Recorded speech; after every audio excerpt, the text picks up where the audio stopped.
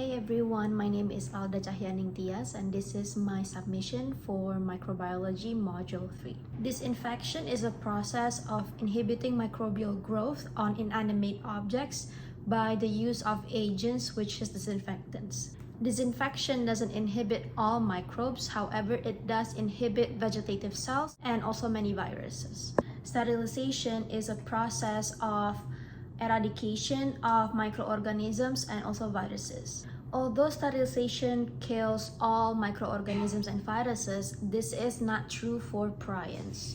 So you can also say that sterilization is a more thorough microbial growth control compared to disinfection. Examples of sterilization would be the use of autoclave in a medical setting. They use this method to sterilize medical tools that can withstand moist heat.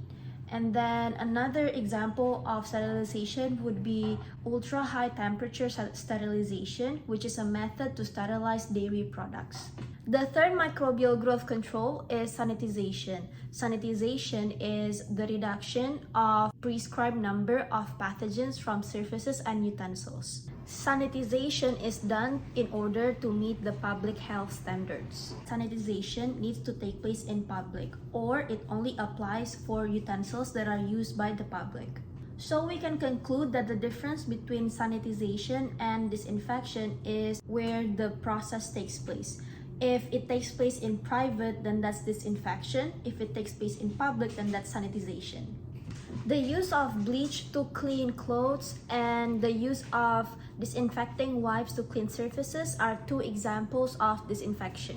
Examples of sanitization that takes place in public are the sanitization of dishes in restaurants, such as the use of hot pressure water and scrubbing the dishes, and then also the cleaning of public toilets by using bleach. Antisepsis is the process of inhibiting or killing pathogens on skin or tissue by the use of chemical called antiseptic. It is very common to see the same components within disinfectants and antiseptic chemicals. However, there is much less concentration of that component in antiseptic chemicals than it is in disinfectants. The reason why it is required for the disinfectant to have a higher concentration of that component is because it needs to stay on the surface for a longer period of time.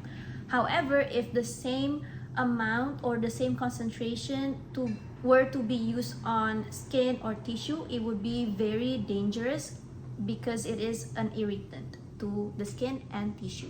Two examples of antiseptic would be the use of alcohol wipe on the skin before we receive injections or vaccines that is registered by a phlebotomist.